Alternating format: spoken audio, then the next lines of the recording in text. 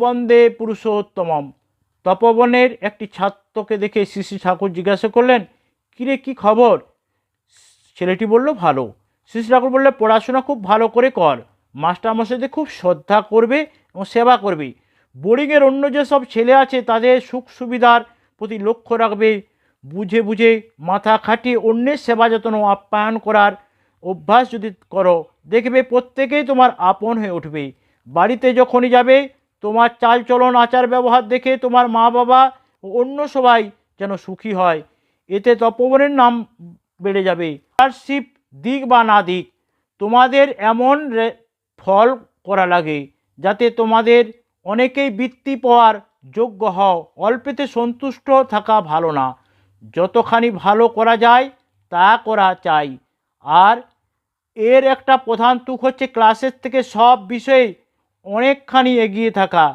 এতখানি জ্ঞান থাকা চাই যাতে ক্লাসের যে কোনো ছাত্রকে বা ছেলেকে তুমি যে কোনো বিষয় ভালো করে বুঝিয়ে দিতে পারো। তখন ছেলেটি বলে, অনেক জিনিস নিজে বুঝতে পারি কিন্তু কেউ বুঝতে চাইলে বোঝাতে পারি না। শ্রী শ্রী ঠাকুর বলছেন, কোনো জিনিস যদি অন্যকে বোঝাতে না পারো তাহলে বুঝতে হবে তোমার নিজের বুঝের অতখানি খাঁকতি আছে। তাই পড়া এবং পড়ান, বোঝা এবং বোঝান দুইই লাগে। ওতে অনেকটা পোক্ত হয়, জিনিসটা জানাটা পোক্ত হয়। আর লেখার অভ্যাস করতে হয় খুব। যাই হোক, প্রত্যেক বিষয়ের পারস্পর্য ভালো করে বুঝতে হয়। কোনটার পর কোনটা যেমন কেমনভাবে গেঁথে রয়েছে তার একটা যোগসূত্র যদি নিজের কাছে ধরা না পড়ে তাহলে স্মৃতিকেই ভারাক্রান্ত করতে হয়, বোধ বাড়ে না। ছেলেটি তখন জিজ্ঞাসা করলো, কেমন?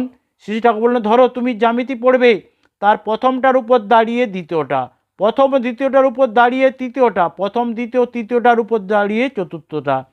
এখন এই যোগসূত্রটা তুমি যদি না বোঝো এবং প্রত্যেকটা আলাদা আলাদা করে যদি তুমি মুখস্থ করে রাখো তাহলে তোমার খাটুনি বাড়বে, কিন্তু জ্যামিতির সম্বন্ধে একটা বুঝ হবে না, রসও পাবে না।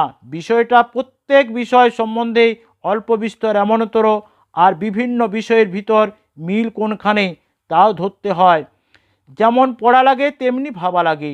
লেখাপড়া ভাবা প্রয়োজন মতো হলে হাতে কলমে করা এবং বলা অর্থাৎ বোঝান, এগুলো যদি একযোগে চলান হয় অর্থাৎ বোধদীপ্তি সঙ্গতিশীল করে চলান হয় তাহলে জিনিসটা হজম হয় ভালো করে। বোর্ডিংয়ের এমনতর একটা আবহাওয়া তৈরি করা লাগে যাতে পড়াশোনাটা খেলাধুলার মতো আনন্দকর হয়ে ওঠে। প্রত্যেকেই তার অজান্তে অনেক কিছু শিখে যায়। শ্রী শ্রী ঠাকুর এই কথা বললেন। সকলকে জয় গুরু বন্দে।